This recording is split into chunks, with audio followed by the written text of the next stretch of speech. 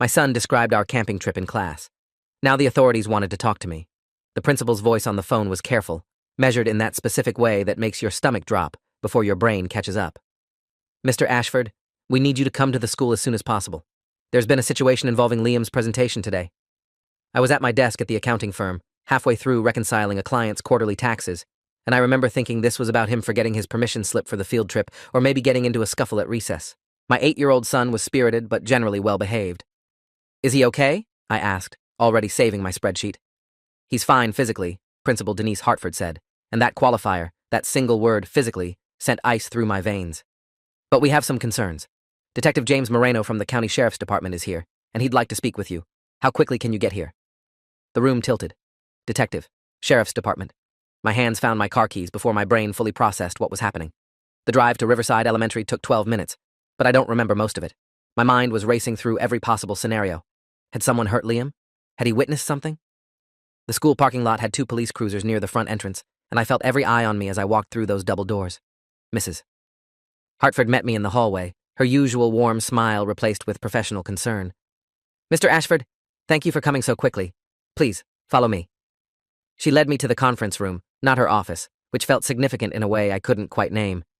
Inside sat a man in his late 40s with graying temples and the kind of weathered face that suggested he'd seen too much.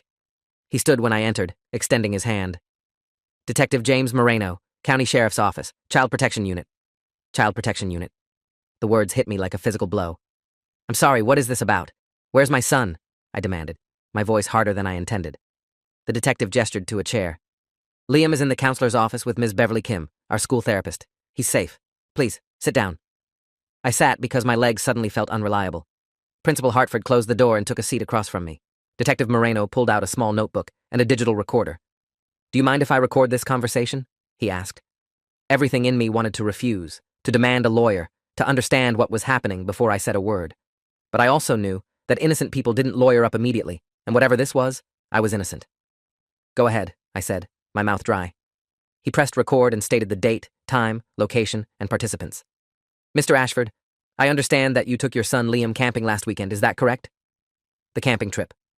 My mind flashed through those 3 days in the Sierra Nevada mountains, just me and Liam in our tent, fishing in the creek, roasting marshmallows, teaching him how to identify constellations. It had been perfect. Our first solo camping trip since his mother Rebecca and I divorced 2 years ago. Yes, we went camping. Friday through Sunday. We go every few months. Why? Detective Moreno exchanged a glance with the principal.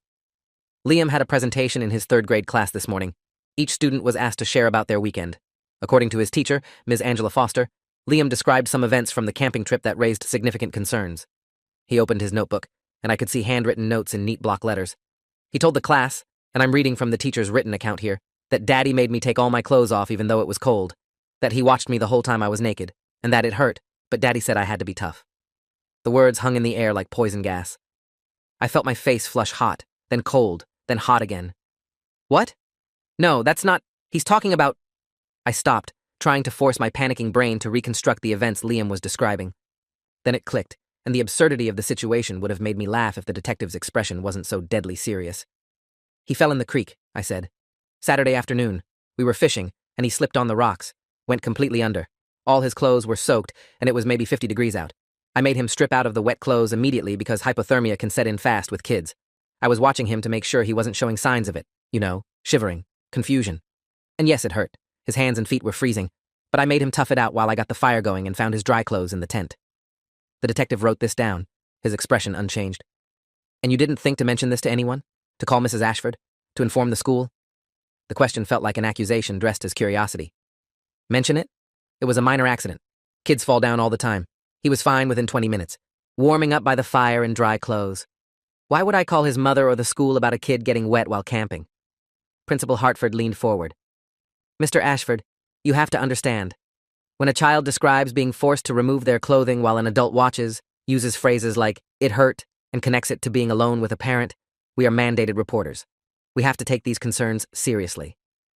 I understood the words individually, but strung together they created a reality I couldn't quite grasp. You think I molested my son? I said flatly. The detective's face remained neutral. I'm conducting an investigation into allegations of potential child abuse. That investigation includes speaking with you, with Liam, with his mother, and with anyone else who might have relevant information. I need you to walk me through the entire camping trip, hour by hour. The next 90 minutes were surreal. I described every moment of that weekend while Detective Moreno took notes and occasionally asked clarifying questions. What time did we leave Friday? Where exactly did we camp? Did anyone see us? What did we eat? When did Liam fall in the creek? Were there any witnesses to the incident? How long was he naked? Did I take any photos? That last question made my blood run cold because yes, I had taken photos. Hundreds of photos. I pulled out my phone with shaking hands and opened the camera roll. There were pictures of Liam holding his first caught trout, grinning beside our tent, roasting marshmallows, pointing at a deer we'd spotted. And there, among the innocent memories, were 3 photos I'd taken of him wrapped in my emergency thermal blanket by the fire, his wet clothes hanging from a branch behind him. I'd sent one to Rebecca with the caption, "Minor fishing mishap, but all good." She'd responded with a laughing emoji and classic Liam. I showed the detective the photos, my hands still trembling. See? He's wrapped in the blanket. I took these to document that he was okay, and I sent one to his mother right after it happened. Detective Moreno examined the photos carefully, zooming in on details I couldn't see. What time were these taken? I checked the metadata. 2:47 p.m. Saturday. The timestamp is right there. He noted this down. And you have more photos from the trip? I handed him the phone. Look through all of them. There's nothing inappropriate. It was just a dad and his kid camping. He scrolled through slowly, his face impossible to read. Minutes passed. Principal Hartford excused herself, mentioning something about checking on Liam, and suddenly I was alone in a conference room with a detective examining my phone for evidence of crimes I hadn't committed. "Mr. Ashford," he finally said, handing the phone back, "I'm going to need you to email these photos to this address." He slid a business card across the table. "I'll also need a list of anyone who can verify your whereabouts that weekend, any receipts from the trip, anything that can corroborate your account." The word account stung, like this was a story I was telling, not the truth of what happened. "Are you charging me with something?" I asked. "Am I under arrest?" He shook his head. "Not at this time. But I am opening a case file, and Children's Protective Services will be conducting their own investigation. Someone will likely contact you within 24 hours. CPS. The words I'd only heard in news stories about terrible parents, about actual abuse. "Can I see my son?" I asked. "I want to talk to him, to explain." "That's not advisable right now," the detective said. "Liam needs to be interviewed by a forensic specialist, someone trained to talk to children about these situations without leading questions or influence. Until that interview is complete, I'm recommending limited supervised contact only." Supervised contact. With my own son. The son I'd raised since birth, whose diapers I'd changed, whose nightmares I'd soothed, who called me every night when he was at Rebecca's house just to say goodnight. "You can't do that," I said, standing up. "You can't keep me from my son based on a misunderstanding." Detective Moreno stood as well, and though he wasn't physically imposing, his authority filled the room. "I can, and I am. This is for Liam's protection while we investigate. If your account is accurate, the investigation will confirm that, but until then, we follow protocol." I left the school in a daze. Liam was still in the counselor's office, and they wouldn't let me see him. I sat in my car in the parking lot and called Rebecca. She answered on the second ring, her voice bright. "Hey, what's up? I'm in the middle of a showing." Rebecca was a real estate agent, currently between marriages, living in a condo downtown. "They think I abused Liam," I said, and saying it out loud made it feel more real and more absurd simultaneously. Silence. Then, "What? Who thinks that? What are you talking about?" I explained everything, the presentation, the detective, the misunderstanding about the creek incident. She was quiet for a long moment. "Ian, this is insane. He told me about falling in the water. He thought it was hilarious, called himself a drowned rat. I can't believe. They can't seriously think." Her voice cracked. "They're opening an investigation," I said. "CPS is going to contact us. They want supervised visitation only until they interview him." Now she was angry. "Like hell. He's supposed to come to my place tonight. This is his week with me. They can't just—" "Rebecca, they can. They are." The detective made it very clear. I heard her take a deep breath, centering herself the way she did before walking into difficult negotiations. Okay. We need a lawyer. Don't say anything else to anyone without a lawyer present." I called 3 family law attorneys that afternoon. The first 2 couldn't take the case, conflicts of interest with other clients. The third, Nathaniel Cross, agreed to meet me that evening at his office downtown. His suite was on the 14th floor of a glass building, all modern furniture and framed credentials. He was younger than I expected, maybe late 30s, with sharp eyes and an expensive suit. "Mr. Ashford, I've handled cases like this before," he said, after I'd explained everything. "False allegations arising from misunderstandings, usually involving very young children who don't have the vocabulary to accurately describe innocent events. The good news is that the truth generally comes out during the forensic interview. The bad news is that the process is invasive, stressful, and can take weeks or even months." Months. "What do I do?" I asked. He pulled out a legal pad and started making notes. "First, You cooperate fully, but carefully. Don't volunteer information, but answer questions honestly when asked. Second, document everything from that camping trip. Receipts, photos, the text to your ex-wife, anything that proves your timeline and story. Third, we get character witnesses lined up. People who can speak to your relationship with Liam, your character, your fitness as a parent. He paused, tapping his pen against the pad. I also need to be direct with you about something. Even if you're completely innocent, which I believe you are based on what you've told me, this will follow you. The school will have to report this to other parents if Liam talks about it. Your employer might find out. Your reputation will take a hit. People hear child abuse investigation, and they remember the investigation part, not the unfounded part that comes later. I felt sick. So what? I just accept that my life is ruined because my 8-year-old couldn't articulate a camping accident properly? No, Nathaniel said firmly. We fight back. We document. We prove. We demand a thorough investigation that clears your name. And then, if necessary, we consider a defamation suit against anyone who spreads false information about you after you've been cleared. But first, we focus on the investigation. I signed a retainer agreement that cost me $3,500 I didn't really have, and I drove home to my empty apartment, the one I'd rented after the divorce, the one that had Liam's bedroom painted blue with glow-in-the-dark stars on the ceiling because he loved space. That night, I went through every photo from the camping trip, every receipt, every piece of evidence. I'd paid for the campsite permit online, receipt dated Friday morning. I'd bought gas at a station near the trailhead, time-stamped receipt. I'd purchased groceries at an outdoor supply store, more receipts. I created a detailed timeline document, hour by hour, of what we'd done. Friday evening, arrived at campsite 6:15 p.m., set up tent, cooked hot dogs for dinner. Saturday morning, woke up at 7, made breakfast, hiked to the creek. Saturday afternoon, fishing. Liam fell in at approximately 2:45 p.m., based on photo timestamps. I documented water temperature, estimated air temperature, the steps I took to prevent hypothermia. I included the text exchange with Rebecca.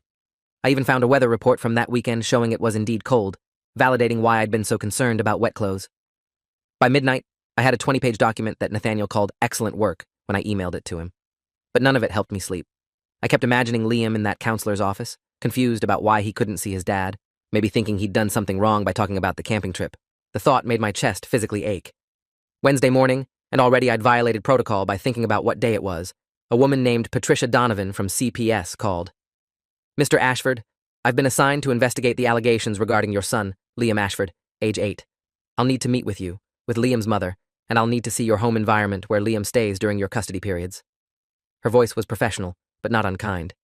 We scheduled a home visit for Thursday afternoon. I spent Wednesday evening cleaning my apartment with manic energy, scrubbing baseboards, organizing Liam's closet, making sure every inch of the place screamed, responsible parent. Nathaniel had warned me they'd look for hazards, inappropriate materials, anything that could suggest an unsuitable environment for a child. When Patricia Donovan arrived Thursday at 3 p.m., she was a woman in her 50s with kind eyes and a thick folder. She walked through my apartment slowly, taking notes. She photographed Liam's bedroom, the kitchen, the bathroom. She asked about my work schedule, my income, my relationship with Rebecca, my parenting philosophy. How would you describe your bond with Liam? She asked, sitting on my couch with her notes. The question hurt because the answer should have been obvious. He's my whole world, I said simply. After the divorce, I made sure I got 50-50 custody because I couldn't imagine not being a daily part of his life. We have our routines, our inside jokes. Every Sunday morning we make pancakes together. Every night at 8:30, even when he's at Rebecca's, we talk on the phone. He tells me about school, about his friends, about whatever's on his mind. Patricia wrote this down. And the camping trips? How often do those happen? Every 2 or 3 months, weather permitting, I said. Usually just quick weekend trips. Liam loves the outdoors, loves fishing. I grew up camping with my dad, and I wanted to share that with him. It's our thing. She nodded. Tell me about the incident with the creek, in your own words. I walked through it again, the fishing, the slippery rocks, his surprised yelp as he went under, my immediate concern about hypothermia. Have you had any medical training? She asked. First aid certification, I said. It's required for my position at the firm in case of workplace emergencies, but I took a wilderness first aid course last year too, specifically because we camp. I knew that wet clothes in cold weather is dangerous, especially for kids. Their body mass to surface area ratio means they lose heat faster than adults. Getting him dry was the priority. She made a note. You seem very prepared, very knowledgeable about child safety. I try to be, I said. Is there something wrong with that? Not at all, she said. It actually supports your account of events. But I have to ask, and please don't take this the wrong way. Has there ever been any previous investigation or allegation regarding your care of Liam? The question felt like an insult, but I kept my voice steady. Never. You can check. I've never even had a speeding ticket. My record is completely clean. She nodded. I'll be speaking with Liam tomorrow. A forensic interviewer, Dr. Lisa Warren, will conduct the interview. These are recorded and done in a specialized facility designed to make children comfortable. You and Mrs. Ashford are welcome to observe via closed-circuit television, but you cannot be in the room during the interview. Can I at least see him before then? I asked. Just to let him know I'm not mad, that he didn't do anything wrong? Patricia considered this. I'll allow a supervised visit this evening, 30 minutes, at the CPS office. I'll be present throughout. It was better than nothing. At 6 p.m., I walked into the CPS building downtown, a depressing beige structure with fluorescent lighting and the faint smell of industrial cleaner. Patricia led me to a visitation room with a small table, some toys, and a camera mounted in the corner. I'll go get him, she said. Remember, keep it light. Don't ask him about the presentation or discuss the investigation. I understand, I said, my heart hammering. When the door opened and Liam walked in, I had to fight not to cry. He looked small and confused, his Star Wars backpack hanging from one shoulder. When he saw me, his face lit up. Dad! He ran to me, and I caught him in a hug, breathing in the scent of his apple-scented shampoo. Hey, buddy, I managed. I missed you. Why couldn't I come home with you from school? He asked, pulling back to look at me. Ms. Kim said there were some questions about our camping trip. I knelt down to his level, choosing my words carefully. Patricia watched from a chair by the door. Sometimes when kids talk about things that happen, grown-ups want to make extra sure everyone is safe and happy. That's all this is. Some people had questions about when you fell in the creek, remember that? He nodded enthusiastically. I was so cold, but you made a huge fire and I got warm. Exactly, I said. And tomorrow, you're going to talk to a nice doctor who wants to hear all about our trip. You just tell her the truth about everything we did, okay? The fishing, the hiking, the marshmallows, all of it. Am I in trouble? He asked, and the worry in his 8-year-old voice broke something in me. No, baby, you're not in trouble at all. You didn't do anything wrong, I promise. We played with Legos for the remaining time, building a spaceship while Patricia watched and took occasional notes. When the 30 minutes were up and Patricia said it was time to go, Liam hugged me again. When can I come back to your place? He asked. Soon, I said, hoping it was true. Really soon. I watched him leave with Patricia, his small hand in hers, and I wanted to scream at the injustice of it all. He didn't understand why his normal life had been disrupted. He just knew that something was wrong, and that uncertainty was my fault, even though I'd done nothing but keep him safe. Rebecca met me in the parking lot. She'd had her own interview with Patricia that afternoon. This is insane, she said, her voice tight with frustration. I told them about the camping trips, about what a good father you are, about the text you sent me with the photo. They're treating this like you're some kind of predator. How was Liam with you? I asked. Confused, worried. He thinks he said something wrong in class. I tried to reassure him, but what can I say? I don't even understand what's happening. She ran a hand through her hair. Nathaniel called me. He said the forensic interview tomorrow is crucial. If Liam can clearly describe the actual events, this whole thing should collapse. Friday morning arrived with the weight of everything riding on one interview. I met Rebecca and Nathaniel at the Children's Advocacy Center, a building designed to look less institutional, with bright colors and softer furniture. Dr. Lisa Warren greeted us in the lobby. She was a woman in her 40s with a calm demeanor and credentials that filled half a wall in her office. I've reviewed the case file and Detective Moreno's report, she said. I understand this appears to be a miscommunication, but I want you to know I go into every interview without preconceptions. My only goal is to understand what happened from Liam's perspective. We were led to an observation room with a television screen showing a comfortable interview room with beanbag chairs, toys, and art supplies. Liam was already there, playing with action figures. Patricia Donovan sat in the observation room with us, as did Detective Moreno. The tension was suffocating. Dr. Warren entered the interview room, introduced herself, and spent the first 10 minutes just playing with Liam, building rapport. Then, gently, she started asking questions. Liam, I heard you went camping with your dad recently. Can you tell me about that? If this story keeps your interest, please subscribe to get more stories like this. He launched into an enthusiastic description of the trip. The drive up the mountain, seeing deer on the trail, catching his first fish, how Dad taught him to cast the line properly. Dr. Warren listened attentively, occasionally asking clarifying questions.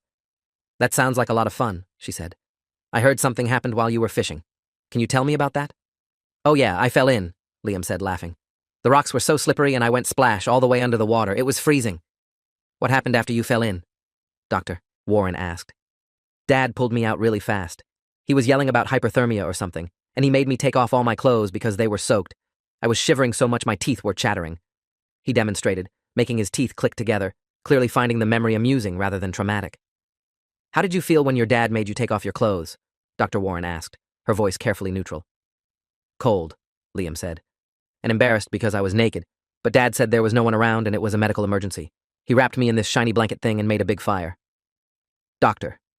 Warren showed him the photo I'd sent to Rebecca, the one of him wrapped in the thermal blanket. Is this from that day? Yeah. See the fire Dad made? It was huge. He said I had to sit really close to get warm. And you mentioned in class that it hurt. Can you tell me what hurt? Liam scrunched up his face, thinking. My hands and feet hurt so bad when they started warming up. Like pins and needles, you know. Dad said that was normal, but I had to tough it out.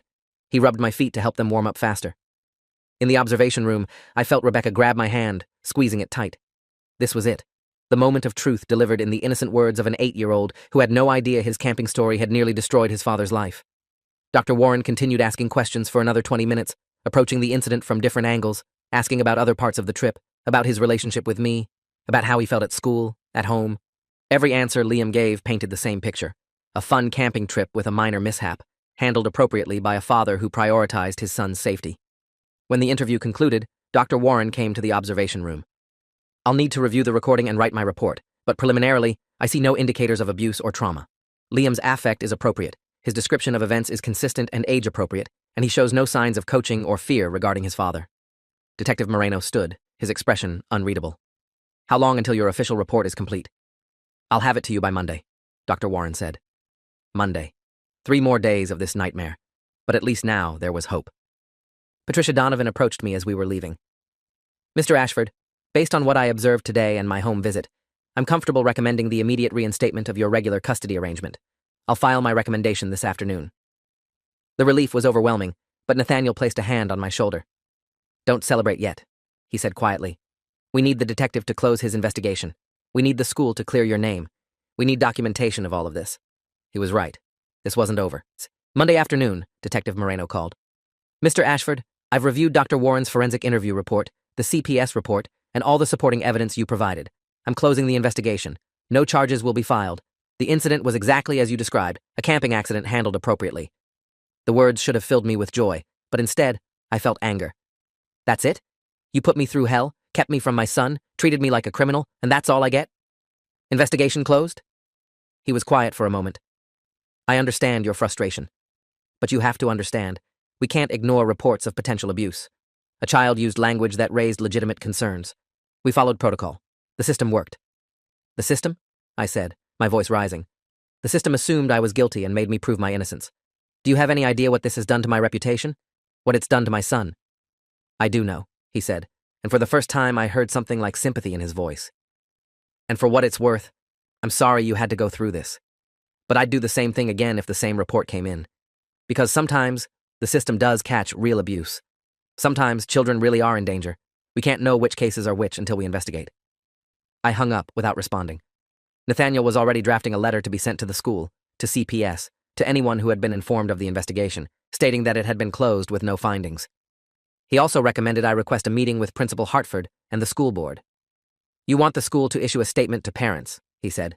Something like, a misunderstanding has been resolved and Mr. Ashford has been fully cleared of any concerns. Otherwise, rumors will spread. Parents will talk. It'll affect Liam. The meeting with Principal Hartford and 2 school board members happened Wednesday afternoon, a week and a half after this entire nightmare began. I brought Nathaniel, and I brought documentation, the closed investigation report, the CPS clearance, Dr. Warren's findings. What we're asking for is simple, Nathaniel said.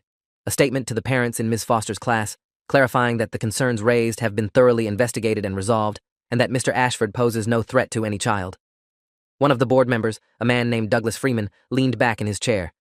That could open us to liability if we make statements about ongoing investigations. The investigation is closed, Nathaniel said firmly. There is nothing ongoing. What you have ongoing is a situation where a father's reputation has been damaged based on a child's innocent misstatement. If you don't correct this, Mr. Ashford has grounds for a defamation suit against the district. Principal Hartford looked uncomfortable. We followed mandatory reporting protocol.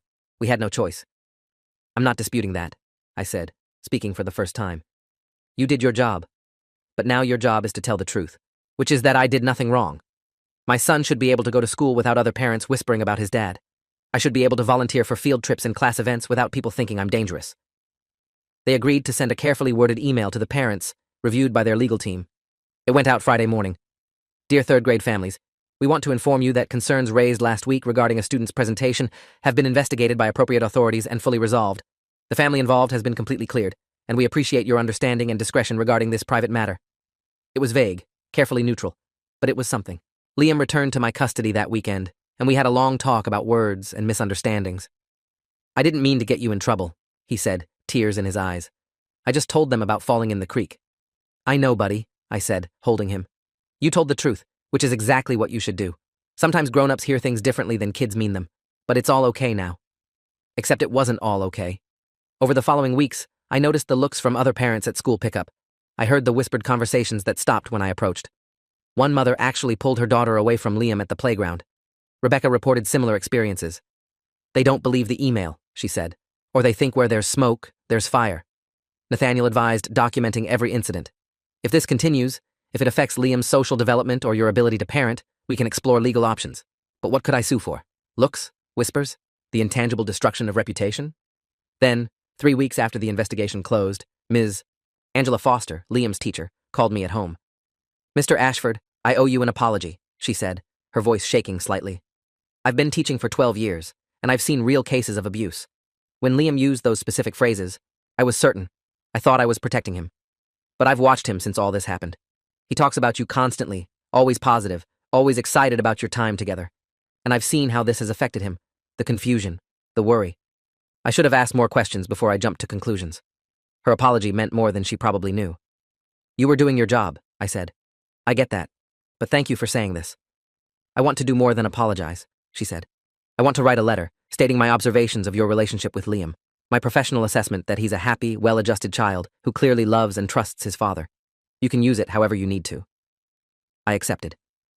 The letter became part of a file Nathaniel maintained, along with the investigation reports, the clearance letters, character references from my employer, my neighbors, Rebecca's family. You're building a shield, he explained. If anyone ever questions your fitness as a parent again, you have overwhelming documentation. But the best vindication came from an unexpected source. 2 months after the incident, I was at Liam's school for parent-teacher conferences when I ran into Detective Moreno in the hallway. He had a daughter in the 5th grade, apparently.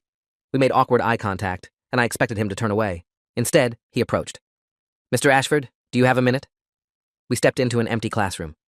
I've been thinking about your case, he said. About what you said on the phone, about the system making you prove your innocence. You were right, and you were wrong. The system has to investigate, but it also has to clear people properly when they're innocent. What happened to you, the whispers, the social isolation, that's a failure too. I waited, unsure where this was going. I'd like your permission to use your case as a training example, he said, for officers and social workers, showing how an innocent situation can be misinterpreted and how important it is to investigate thoroughly before letting assumptions spread. Obviously, all identifying details would be changed. I considered this. Will it help prevent what happened to me from happening to someone else? I can't promise that, he said honestly. But it might make investigators more careful about distinguishing between concerning language and actual indicators of abuse. It might make them more conscious of the collateral damage investigations cause.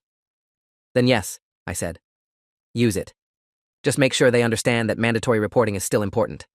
I don't want real abuse victims to be overlooked because everyone's afraid of false accusations. He shook my hand.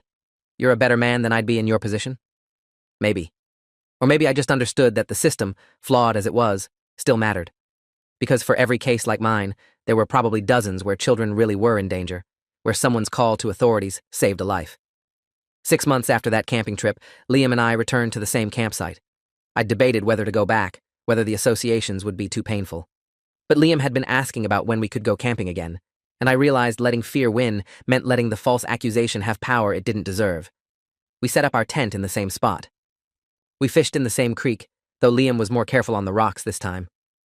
Dad, he said on Saturday night, roasting marshmallows by the fire, can I tell about this trip in class? I felt my stomach tighten, then forced myself to relax. Of course you can, buddy. Just maybe be a little more specific about what you mean when you describe things. He nodded seriously. Ms. Foster said I should use more details. Like instead of saying it hurt, I should say, my feet had pins and needles feeling when they warmed up. That's good advice, I said. Details help people understand exactly what you mean. He toasted his marshmallow, watching it brown in the flames. Some kids at school said their parents didn't want them to play with me for a while, but they're playing with me again now. My heart broke a little. I'm sorry that happened. It's okay, he said with the resilience of childhood. Kevin's mom said she was sorry for believing rumors. She made Kevin apologize for being mean to me. We're friends again. Children forgave so much more easily than adults. I wondered if I'd ever fully forgive the system that had put us through this, or if I'd carry that anger forever like a scar.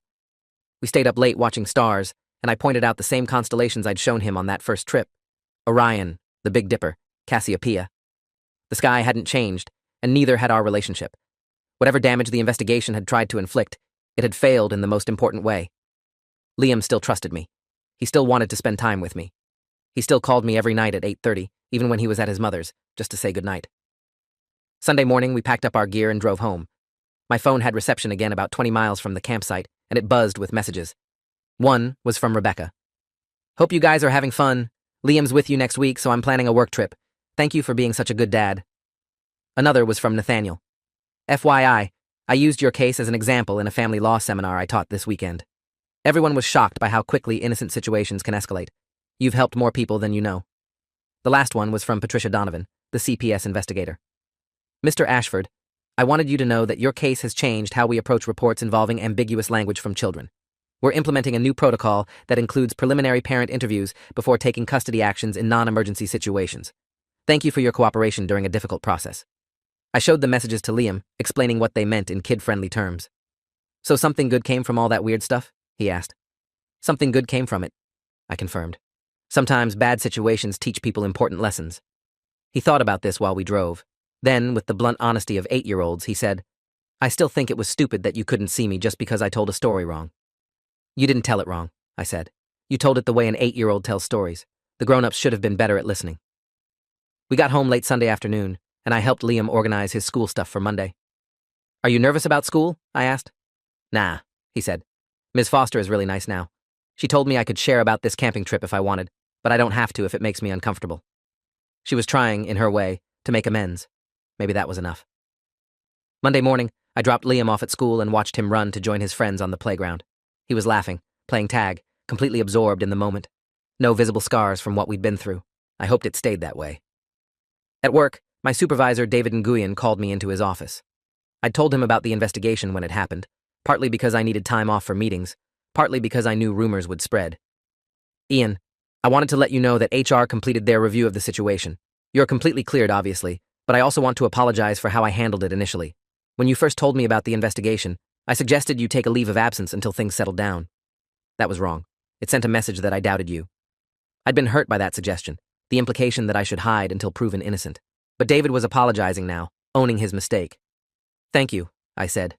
"That means something." "I'm also recommending you for the senior accountant position that's opening up next quarter," he said.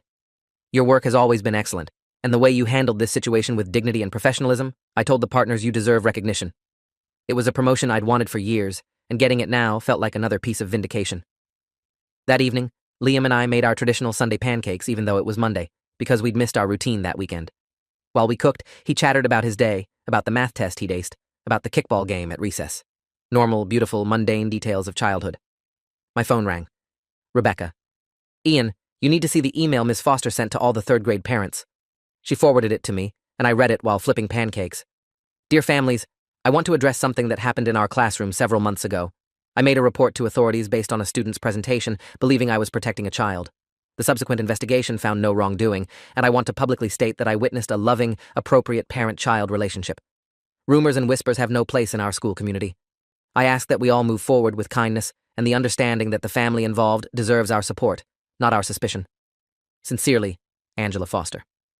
It was more than I'd expected, more than she needed to do. It was a teacher risking her own reputation to restore mine. "She didn't have to do that," Rebecca said on the phone. "She really didn't," I agreed. "But I'm glad she did." That email changed things. Over the following weeks, the cold shoulders at school pickup thawed. Parents started making eye contact again, even smiling. One father, Aaron Mitchell, no wait, I need a different name. One father, Aaron Whitman, approached me at a school fundraiser. "I owe you an apology," he said bluntly. "When I heard about the investigation, I assumed the worst. I even told my kid to stay away from yours. That was wrong, and I'm sorry." "Apology accepted," I said, because what else was there to say? He nodded, relieved. "For what it's worth, my son says Liam is the kindest kid in class. Shares his snacks, includes everyone in games. That's a reflection of good parenting." The compliment hit harder than I expected, because for months, I'd doubted myself. Had I been too casual about the camping incident? Should I have called the school the next day, preemptively explaining? Had I somehow failed Liam by not anticipating how his words would be interpreted? But no. I'd been a good father. I'd kept my son safe, warm, and happy. The failure wasn't mine. It was in a system that moved too quickly from concern to accusation, that didn't distinguish between red flags and innocent explanations. Nathaniel called me on a Friday evening, 3 months after the investigation closed. "Ian, I wanted to update you on something. Detective Moreno's training program, the one using your case as an example, it's being adopted statewide. They're calling it the Contextual Investigation Protocol. Basically, it requires investigators to gather full context, including parent interviews and documentation review, before making custody recommendations in non-emergency situations." "That's because of my case?" I asked, stunned. "Yours and several others, but yes, you're literally changing how these investigations are handled. Fewer families will go through what you did." I sat down, processing this. All the pain, the fear, the anger. Maybe it hadn't been meaningless. Maybe something broken had been fixed, at least partially. "Thank you for telling me," I said. I needed to hear that. That night, I wrote a letter I never planned to send, just for myself, processing everything that had happened. I wrote about the terror of being suspected, the helplessness of being separated from my son, the rage at a system that assumed guilt. But I also wrote about the people who'd helped. Rebecca, who'd never doubted me. Nathaniel, who'd fought for me. Dr. Warren, who'd been fair and thorough. Patricia Donovan, who'd recommended my custody restoration. Miss Foster, who'd made amends. Detective Moreno, who'd used the experience to improve the system.